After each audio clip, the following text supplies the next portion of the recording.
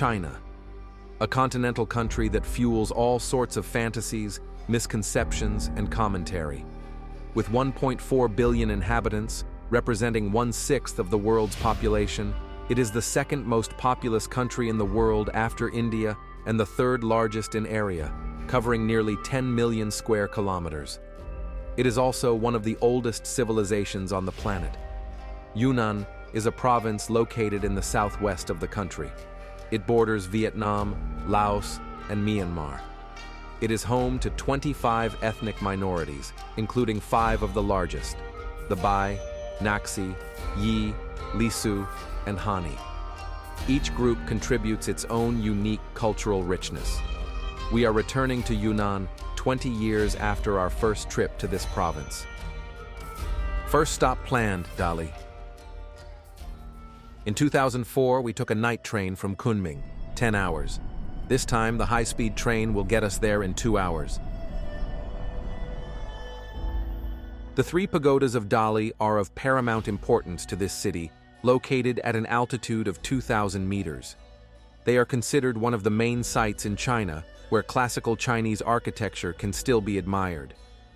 Built in a tripartite formation in the 9th century, the largest pagoda is 70 meters high, with 16 levels, while the other 2 are 42 meters high, with 10 levels. The Chongsheng Temple complex, though immense, is almost hidden behind the 3 pagodas. This former royal temple of Dali is one of the most important Buddhist centers in Southeast Asia. After passing the 3 pagodas, we reach Daping Square, where the golden-winged bird statue stands. We then enter a series of temples, there are 8 in total, and Buddhist prayer halls.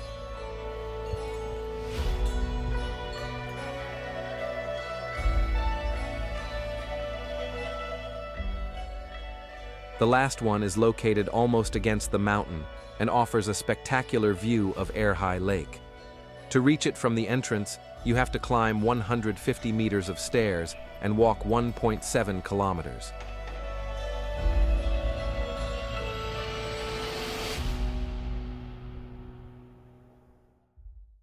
Lake Erhai, nicknamed the Pearl of the Plateau, it's a veritable inland sea, 250 square kilometers, surrounded by the Kangshan Mountains. We decided to tour it by motorbike to discover the various Bai villages that line its shores.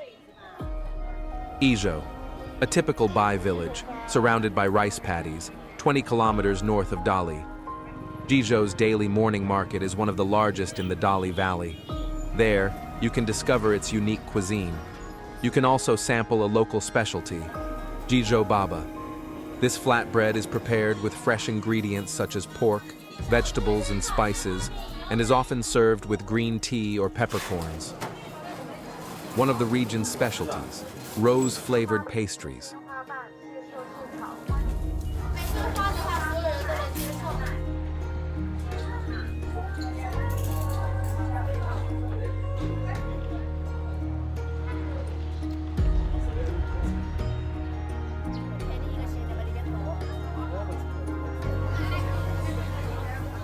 You can eat fried food or grilled pork there at any time.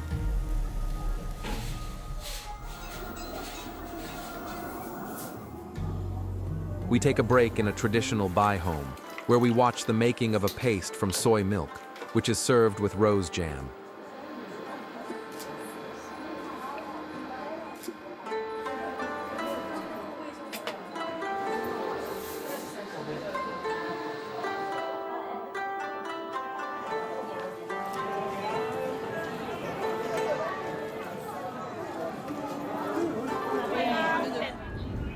Many people are in the vast fields bordering the lake, despite the strong wind, for the transplanting of rice or the harvesting of vegetables.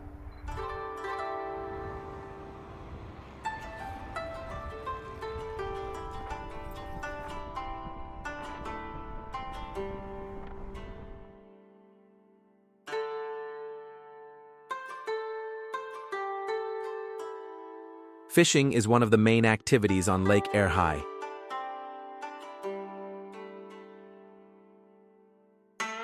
The ancient village of Shuanglang is located on the eastern shore of the lake, 36 kilometers north of Dali. Its history dates back to the 8th century, when it served as a trading post on the ancient tea-horse route.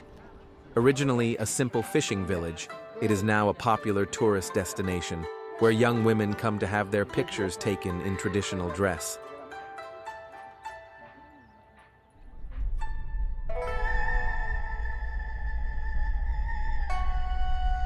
Shaxi is located halfway between Dali and Lijiang, at an altitude of 2,200 meters. It is probably the best preserved horse-traveling caravan town on the ancient tea route connecting Yunnan to Burma and Tibet. Shaxi is also the cradle of the Bai minority. At the Jiangshui temple, in the heart of the town, many villagers have gathered to share a meal, play cards, and prepare decorations for the upcoming local festival. Every year, on the 8th day of the second lunar month, the Bai people of the region gather at the temple to venerate the young Buddha Shakyamuni, known as the Prince. During the festival, a grand procession carries statues of the Prince and the Buddha's mother through the streets, accompanied by drums, gongs, and traditional music ensembles.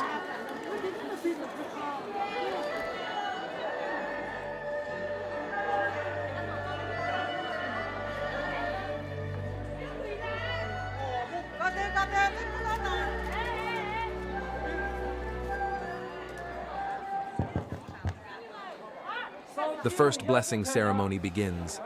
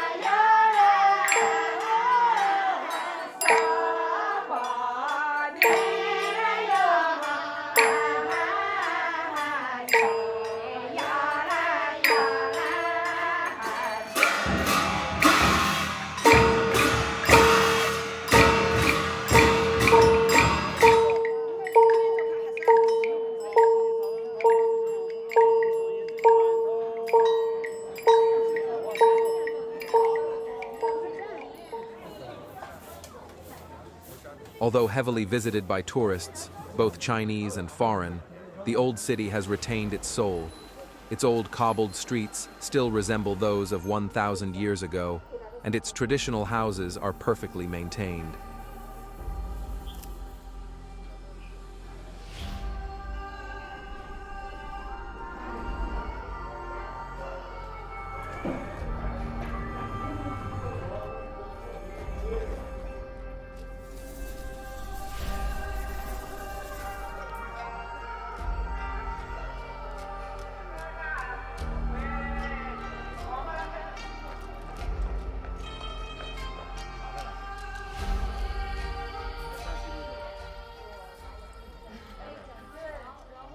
Wandering through the alleyways, we meet a craftsman who makes one of the oldest Chinese stringed instruments, from the zither family, the guqin. As around Lake Erhai, many young girls or couples come to have their pictures taken there, dressed in minority clothing.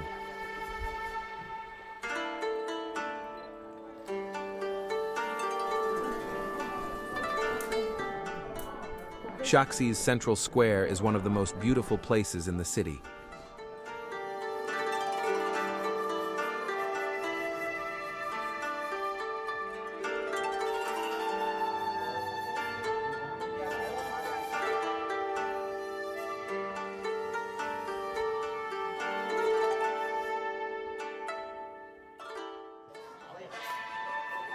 On the third day, we continued our ascent north to Lijiang, 2,400 meters altitude, to attend the Sanduo Festival, one of the most sacred festivals of the Naxi people. This is a grand celebration dedicated to the god Sanduo, the supreme protector of this minority. The same rituals have been practiced there for 1,000 years. The devotees gather to offer food to Sanduo, sacrificing a sheep, burn incense, recite prayers, and implore his blessing for prosperity, peace, and protection. The old village of Baisha is one of the oldest in Lijiang city. Its name, Baisha, means white sand because of the natural sand that surrounds it. The cradle of the Tusi dynasty, it was the first settlement of the Naxi people.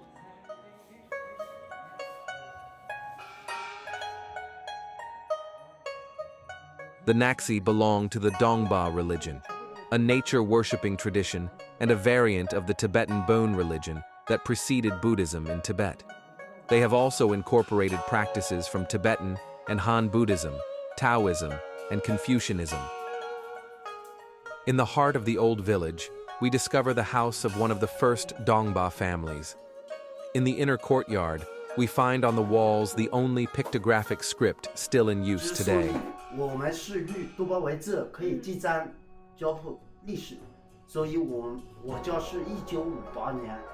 Dongba calligraphy is still practiced, using a bamboo reed pen, an ancient type of reed, as is block printing, both generally using high-quality handmade paper specific to the Dongba people. Dongba papermaking utilizes the bark of two shrubs that grow at an altitude of 2,000 meters. The bark is cut into thin strips, soaked in a vat, and then dried on boards in the sun. Numerous wall depictions of this script also exist, in bas-relief or painting.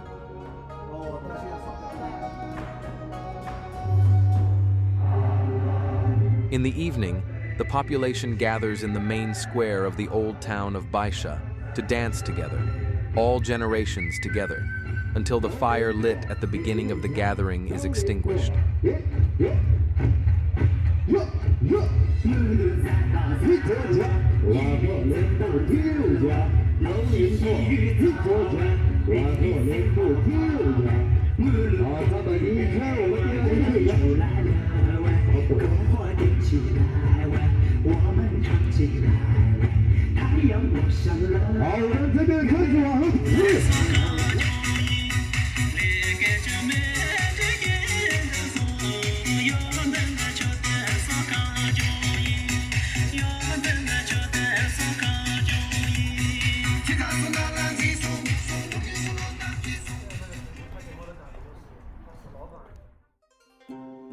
The old town of Lijiang is listed as a World Heritage Site as an outstanding ancient town situated in a spectacular landscape.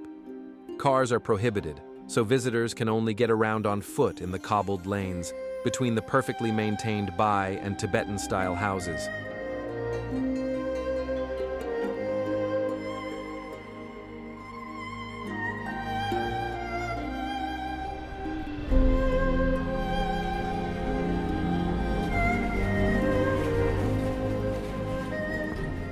Second day of the Sanduo festival.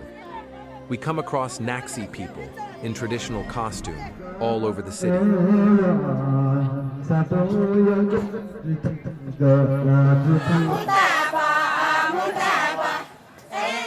The traditional costume of the Naxi women of Yunnan is an essential element of their cultural identity. It includes a dress, usually blue, black, or white embroidered, simple trousers, a large blue apron, and a cape on the back, with 7 stars made from a single piece of black sheepskin, which represents the stars and the Big Dipper.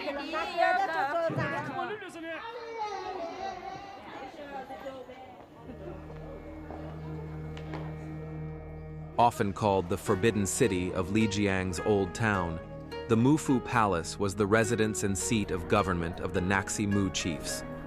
A true emblem of the old town, its architecture blends the styles of the Central Plains from the Ming Dynasty with the craftsmanship of the Bai and Naxi ethnic groups.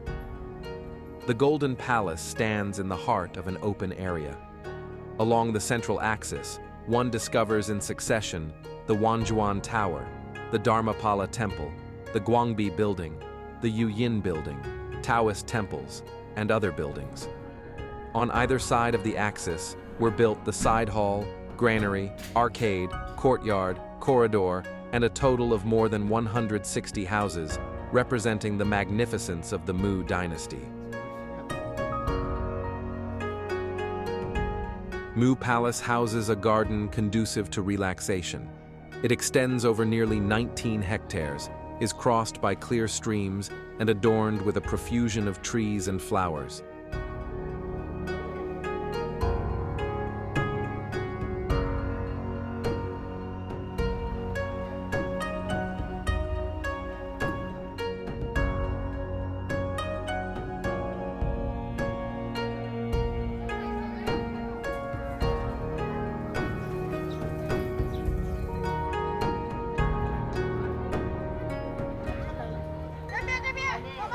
In the afternoon, while crossing the old town, we follow groups of Naxi women in traditional dress. They go to a large open space where hundreds of people, mostly dressed in costumes from different ethnic groups, gather to sing and dance together for hours, to the sound of thunderous and, it must be said, sometimes questionable music.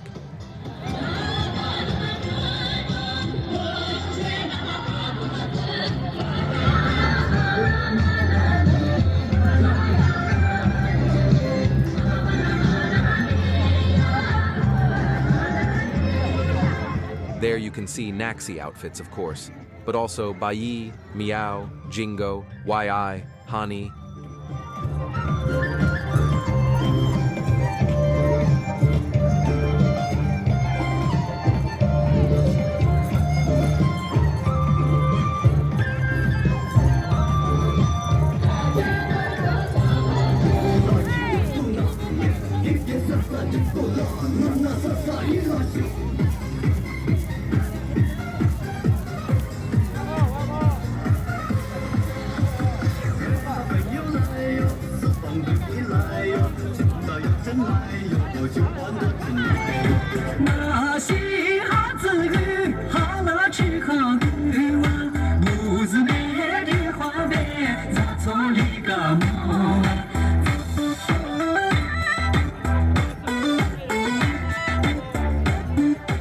The Sandro Festival allows the youth of Yunnan to reconnect with the culture and traditions of the many minorities who populate this province.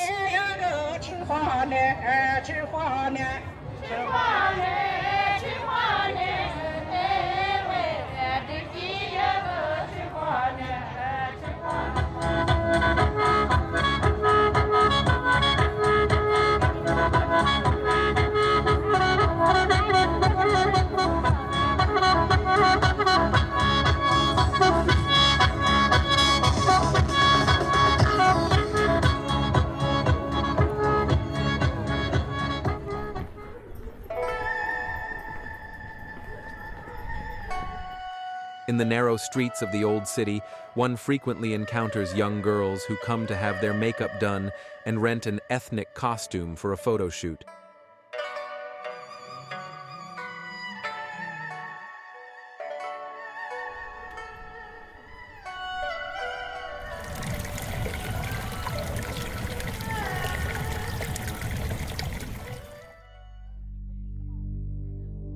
Shuhei is an ancient village located about 5 kilometers from Lijiang. It is one of the earliest settlements of the Naxi people. It is also known for being situated on the ancient Tea-Horse Road, a trade route that connected Yunnan to Tibet. Shuhei retains a more authentic and less touristy atmosphere than Lijiang.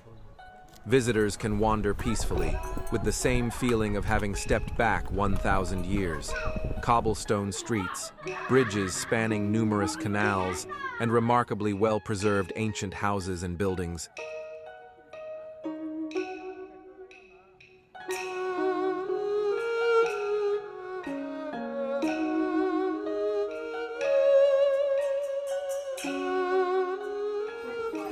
Of course, one cannot escape the ethnic clothing shops, nor the many couples who come to have their photos taken in a centuries-old setting for their wedding or any other event.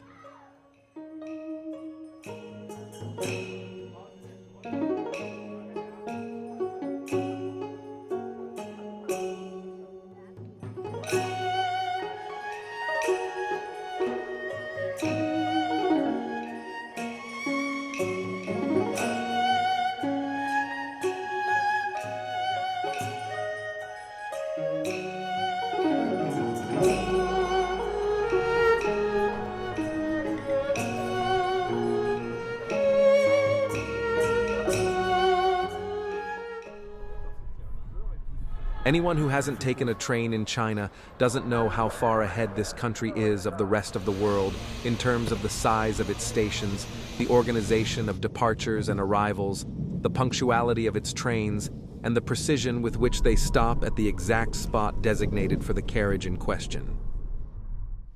Shangri-La. Located on the edge of Tibet, at an altitude of 3,200 meters, this ancient city is home to an absolute gem, the Songzanlin Monastery. It is the largest Tibetan monastery in Yunnan, built in 1679, during the reign of the 5th Dalai Lama, nestled against the mountains and overlooking the city. It is even nicknamed the Little Potala, and this is no coincidence, as its magnificent architecture is directly inspired by the famous Potala Palace in Lhasa, Tibet. It plays a central role in the religious and cultural life of the region. It still houses approximately 700 monks today. The various structures that make up the monastery are built according to a typical traditional architecture. They feature golden roofs that shimmer in the sun and bright red and white walls. The monastery consists of two main halls, the Jiangshui Hall and the Jikang Hall. There are also 8 smaller halls surrounding the colleges. The main hall is accessed after climbing no fewer than 146 steps. Delicate frescoes depict various ancient Buddhist legends, and gleaming altars adorned with sculptures burn with incense. From the main hall, one can explore smaller rooms within the monastery and admire more frescoes and beautiful decorations.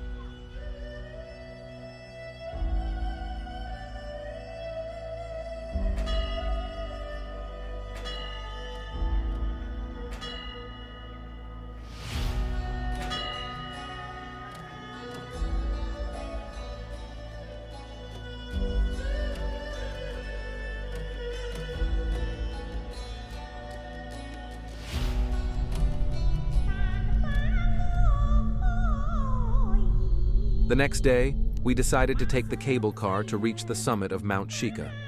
The sky, an intense blue, was with us.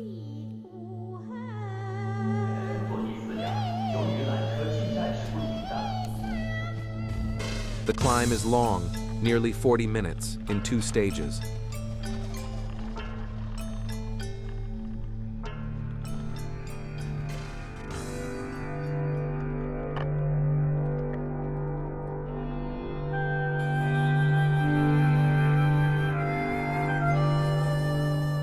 At the summit, we are precisely at 4,449 meters. It is bitterly cold, and the violent wind is cutting us.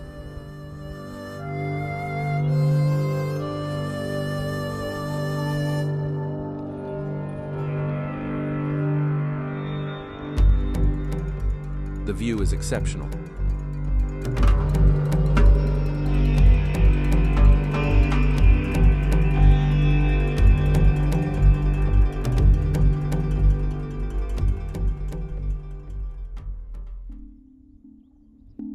After coming back down, we drove around Lake Napa, which was almost dry and desolate, contrary to the image we had of it.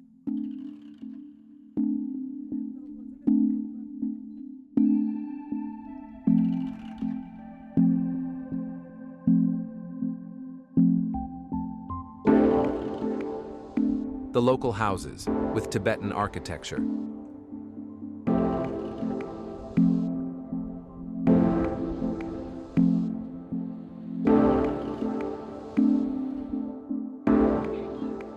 For our last day in the northernmost region of Yunnan, we take an early morning stroll through the old town of Dukazong, in the heart of Shangri-La. With its winding cobblestone streets, traditional wooden houses, and prayer flags fluttering in the wind, Dukazong also gives the impression of stepping back in time. Guishan Temple, located on the hill of the same name, is one of Shangri-La's iconic landmarks. It offers panoramic views of the city and the surrounding mountains. There, one can admire the world's largest prayer wheel, an enormous golden cylinder adorned with depictions of Buddhist deities and symbols. It is so large that it takes 8 people to rotate it. Locals believe that spinning it 3 times clockwise brings blessings and good fortune. The 3-story Guishan Temple was built on a mountainside during the reign of the Kangxi Emperor of the Qing dynasty.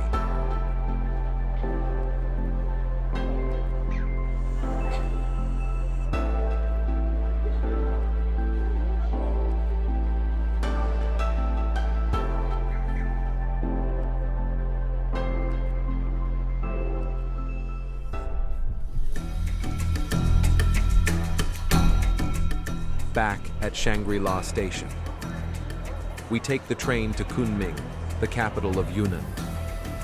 Another opportunity to witness the extraordinary modernization of China in 2025. A car with a driver is waiting for us at the station. We are heading towards the mountains of South Yunnan. 300 kilometers and 4 hours later, we arrived in Yuangyang County. The temperature had changed considerably. We'd gained 10 degrees. The village of Duoyishu is a peaceful place located in the heart of the Yuangyang Rice Terraces region, a UNESCO World Heritage Site since 2013. It is also the cradle of the Hani ethnic group, who have cultivated these magnificent terraces for centuries. A typical village of this minority, they build easily recognizable 2- or 3-story houses on the hillsides. Bamboo, earth, stone, and wood are their basic building materials.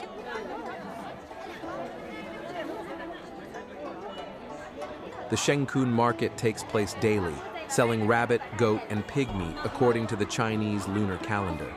It is one of the main gatherings for the local population.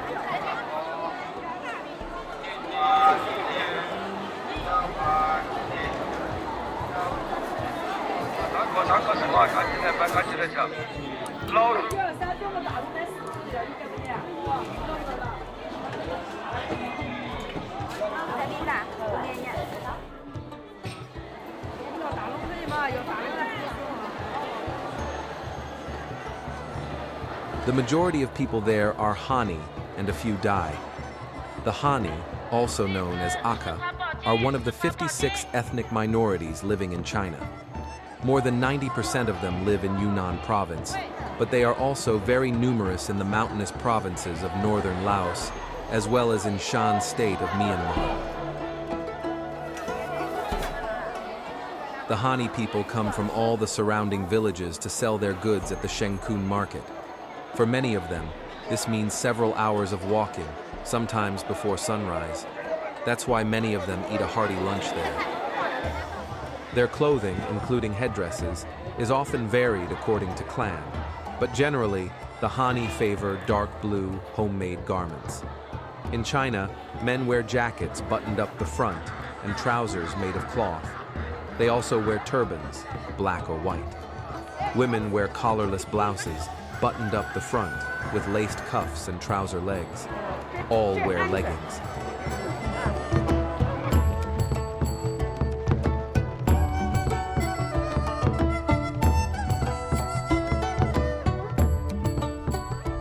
The terraced rice paddies of Yunnan, known as the Hani terraces of Shuhei, were shaped over 1,200 years ago by the Hani ethnic minority. They conceived and created these landscapes and this irrigation system. The forests on the hills trapped the clouds and allowed rainwater to be channeled to the villages and reservoirs through a system of canals.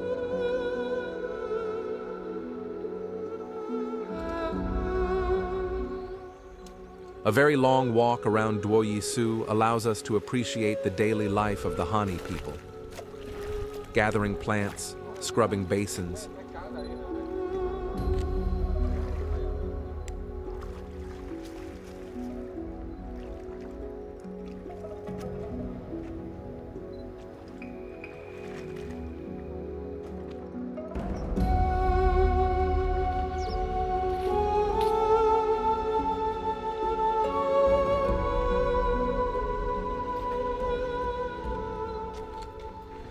In the village, women dye fabrics and dry them on bamboo racks. They will be sold in rolls at the market.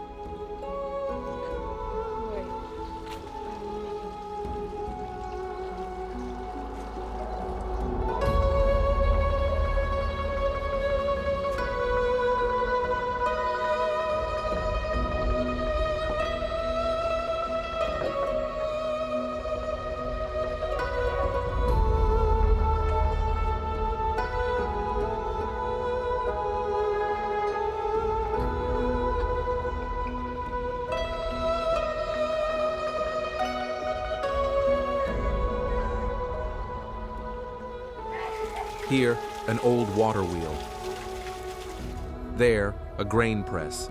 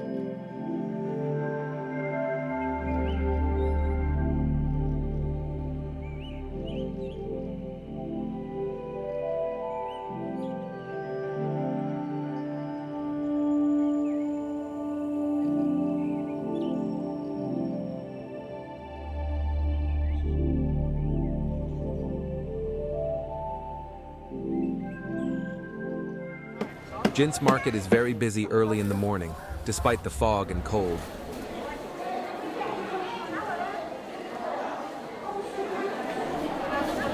Part of it is housed in a kind of covered market hall.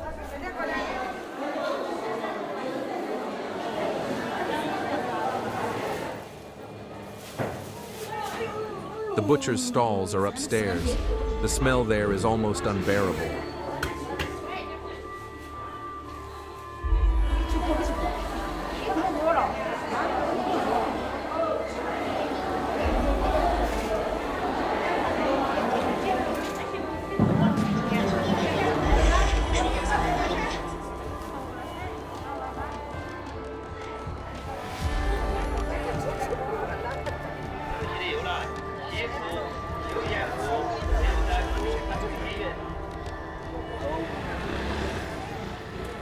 The market also extends into two adjacent streets. As in most minority markets, it offers a wide variety of food. All sorts of vegetables, grown from plants gathered in fields or forests, but also crickets, crayfish, warm clothing, blankets, tools, and even a public scribe.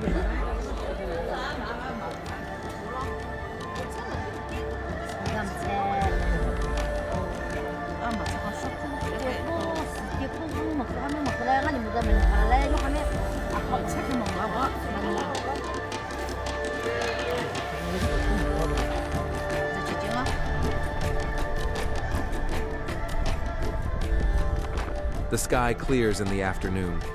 We continue our walk in the Yuangyang hills to the Bada rice paddies. Bada is famous for its fantastic terraced rice paddies, which take on a golden hue in the late afternoon and sparkle at sunset.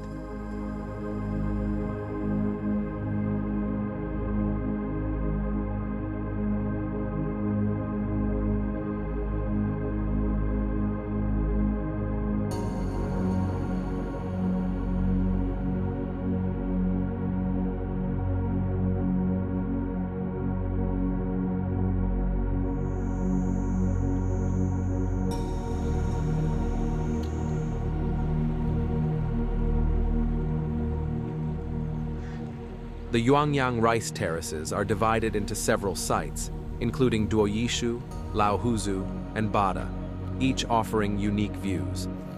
They have all been listed as UNESCO World Heritage Sites since 2013, which has caused a surge in tourism in the region.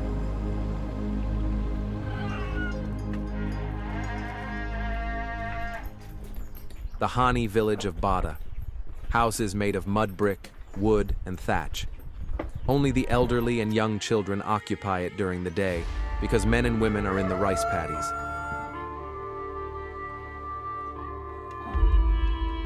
At the entrance to her house, An old woman is weaving on very rudimentary equipment.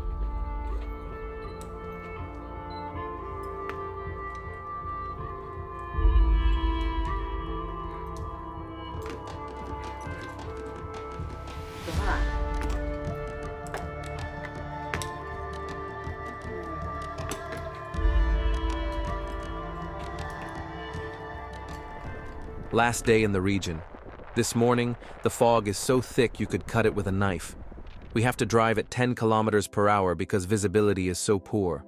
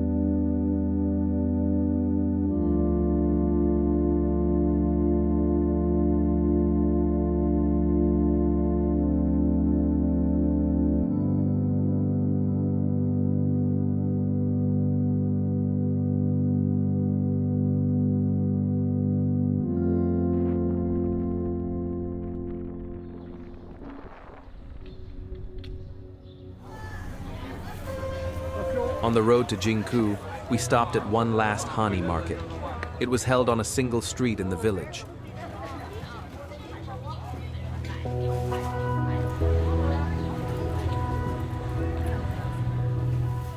You can eat kebabs of animals not found in the Western lexicon, including various insects, not always identifiable, or lizards.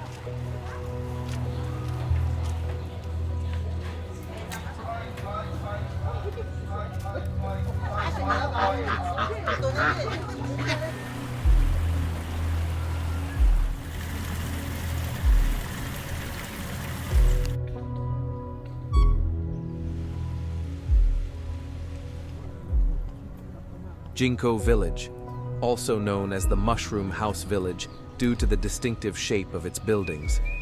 The fog thickened.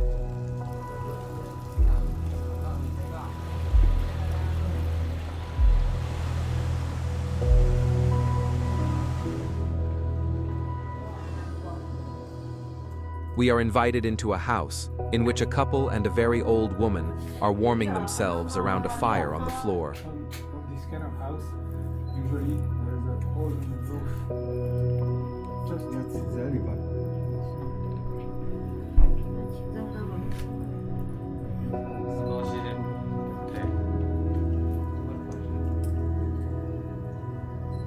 Cái钱吧，等我收给他了，等我给的。这个是干嘛的？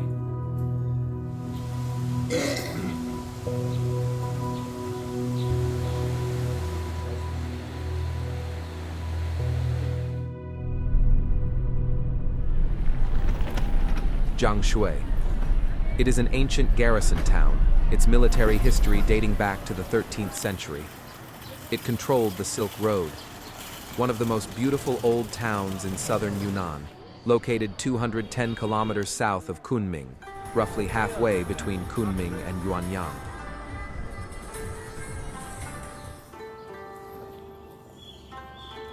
A visit to Jiangshui wouldn't be complete without seeing the famous Temple of Confucius. Founded in 1285 and covers 8 hectares, the temple complex features 31 magnificent pavilions, a beautiful expanse of water symbolizing the vastness of Confucius's knowledge, a series of courtyards, and stunning commemorative gates.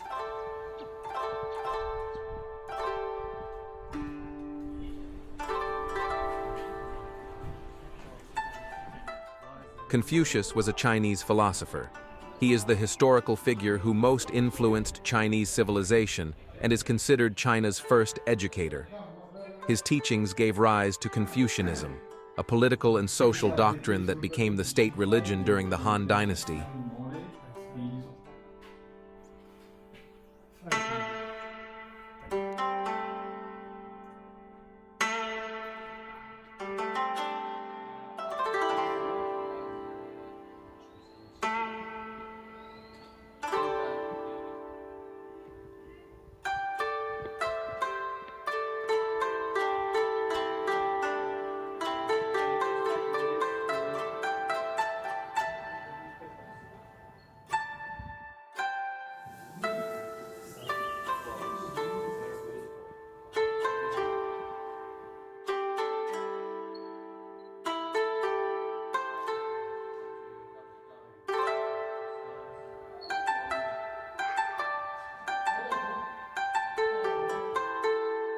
Built during the final years of the Qing dynasty at the end of the 19th century, the Zhu family residence in Jianshui is one of the best preserved in all of southern Yunnan.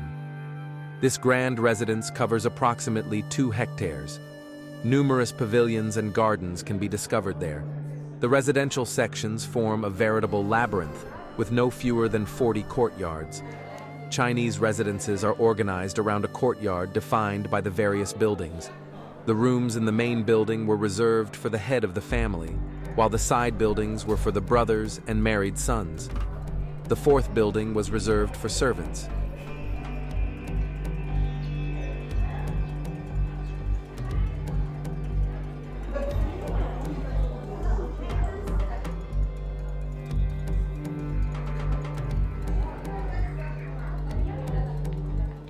Here too, we can't escape Instagram.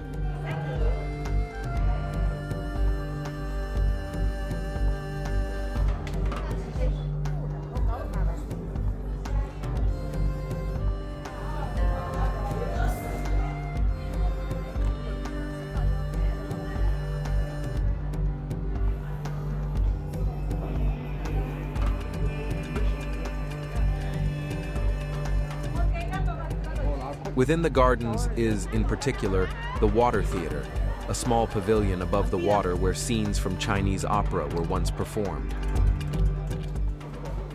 Jiangshui is renowned for its pottery, and in particular its purple pottery, a blend of locally sourced clays with brown, red, yellow, green, and white bodies, rich in iron and aluminum oxides. It's no wonder that schools are located there, where classes are offered to numerous students.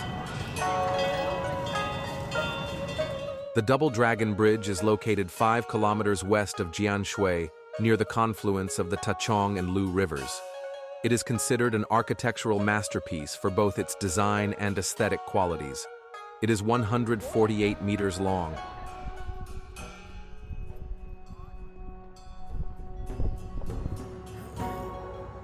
In one of the oldest neighborhoods where we stayed overnight, we discovered one of Jiangshui's 120 ancient wells.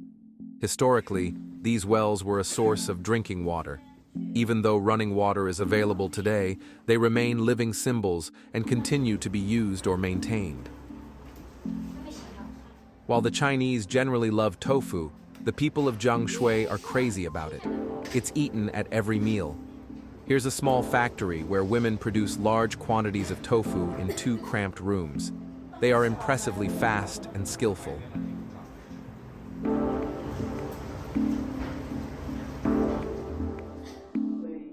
Tuanshan is a beautiful and authentic little village, well preserved and located not far from Jianshui, about a 20-minute drive and 15 kilometers west of Jianshui.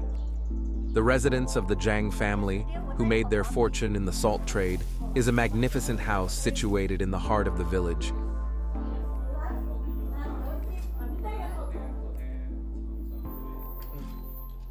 Delicately carved wooden screens, ornate window latticework and door lintels, and friezes decorated with mythical figures or fantastic animals are still well preserved.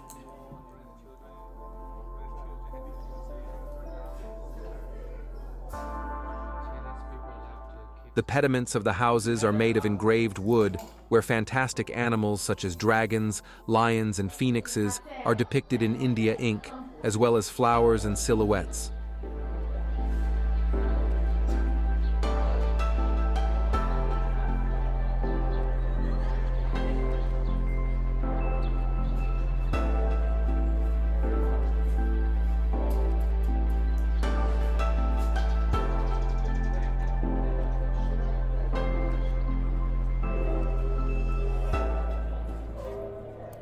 The final stop on our Yunnan journey, Kunming and Mount Zishan.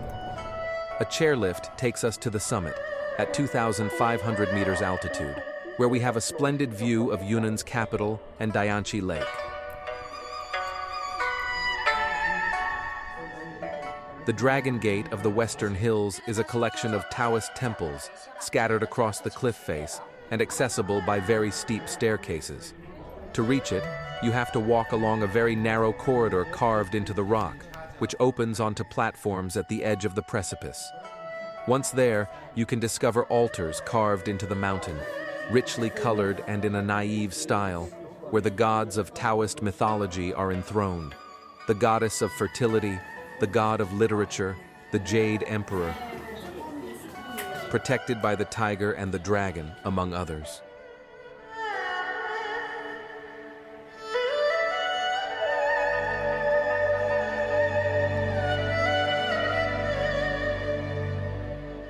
The final stop on our journey was Taihua Temple, nestled in the heart of a lush forest on one of the western hills. One of the most important centers of Buddhist culture in Yunnan, it was built during the Yuan dynasty, 1206, and houses a great hall, a heavenly hall, an escape tower, a panoramic pavilion, as well as winding pavilions and galleries. The entire site, both inside and out, lends the temple a peaceful atmosphere, ideal for pilgrims.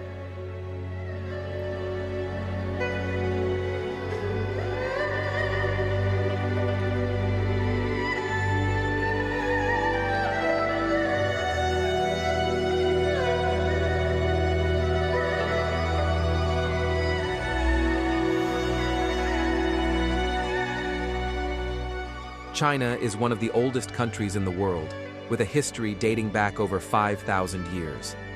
Between its age-old traditions and its hyper-connected development, it offers a striking contrast that cannot leave anyone indifferent. This agricultural and self-sufficient country has transformed itself into the world's factory and the planet's leading exporter. The technological gap has been more than closed, and China now rivals the United States for leadership in key 21st century technologies, from 5G and space exploration to electric vehicles and batteries, renewable energy, and biotechnology.